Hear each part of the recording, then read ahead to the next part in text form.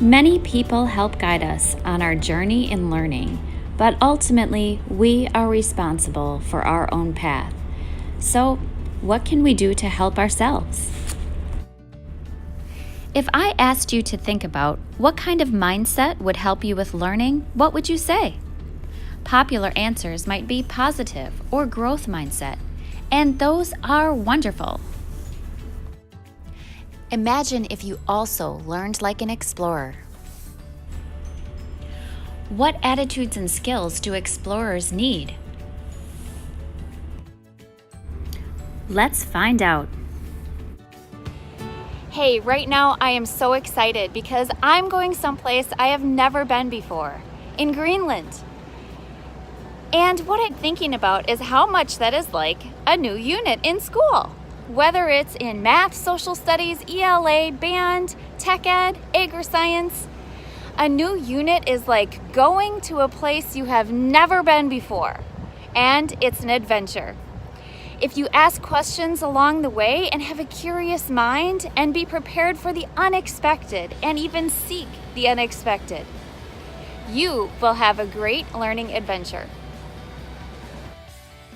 Yesterday I was talking to Russ, the expedition leader, and I'm the guy in charge of maps. So I said, I wanted to put dots on the maps, locations in the northern part of the route where we're going.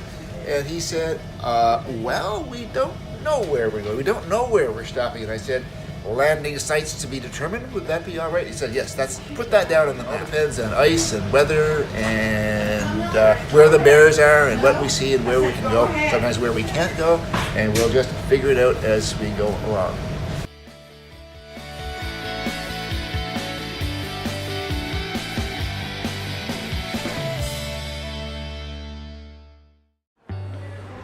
Hi, I'm Russ Evans, Expedition Leader for Lindblad Expeditions and National Geographic, and we're currently partway across from Greenland to Baffin Island on this expedition for Greenland and the Canadian High Arctic.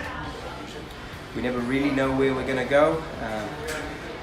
We look at the itinerary, look at the ice, and we make the best choices we can given the information we've got.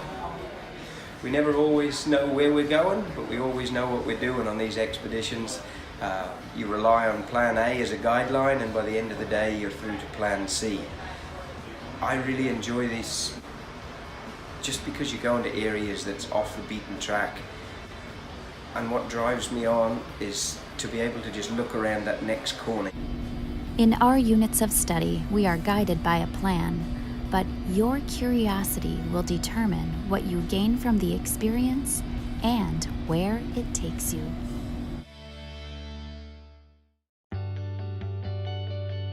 My name is Ralph Jodice. I'm 63 years old, and I retired from the United States Air Force 5 years ago after 36 and a half years in the United States Air Force.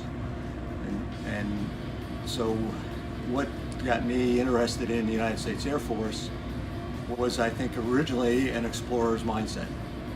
Of course, in July of 1969, I remember watching TV and watching Neil Armstrong set foot on the moon and thinking just how great that was. And I think the other thing that influenced me in that explorer mindset too was somewhere in 6th or 7th grade, my parents bought a pop-up camper. My dad went out on a whim and took my little brother and came home with a pop-up camper. He was a police officer and didn't have a whole lot of means, but had been saving up for something, and so we started going camping. And every time we went anywhere, I always wanted to go the farthest, the highest, what's around the next corner, and just keep going to see what I could see.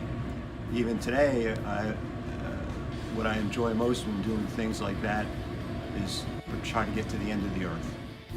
An explorer's mindset is an outlook on learning that embraces the attitudes of curiosity, responsibility, and empowerment, and the skills of observation, communication, collaboration, and problem solving. These attitudes and skills make up the learning framework of National Geographic Education. My name is Ian Stirling. I was a polar bear biologist in Canada for many years, and I've worked with seals in the Antarctic and all over the Canadian Arctic, seals, walruses, polar bears. Even from the time that I was a kid, I was always very curious, and I wanted to know how things worked and how did you know things. You do have to remember that you have to work hard. You have to meet the standards of whatever kind of work, what is required.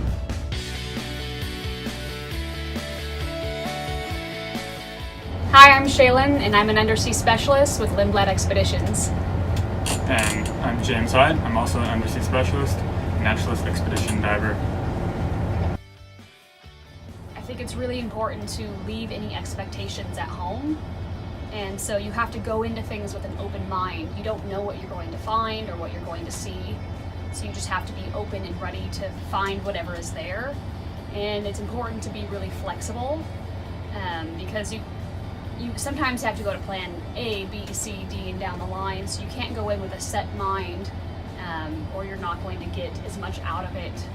Thirst for more knowledge, the intrigue leads to more knowledge, and it honestly, questions always lead to more questions, right? But it's the pursuit of it that is really the spice, and having that mindset of an explorer and one who is out there not just to take information from, you know, the sources that are handed to them, but wants to find out for themselves and experience for themselves.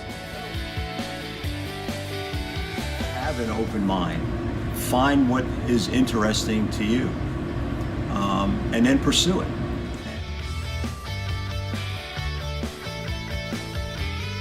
Recognize that there's no one way to get there.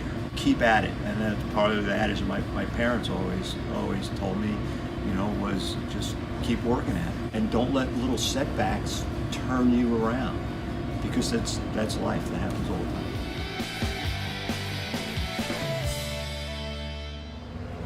Hey, look where I am now, the Canadian High Arctic. You know, above all, the explorer's mindset is a perspective that views learning as an adventure, with you driving your own path with curiosity, following your interests, asking questions, and always be looking for what might be around that next corner.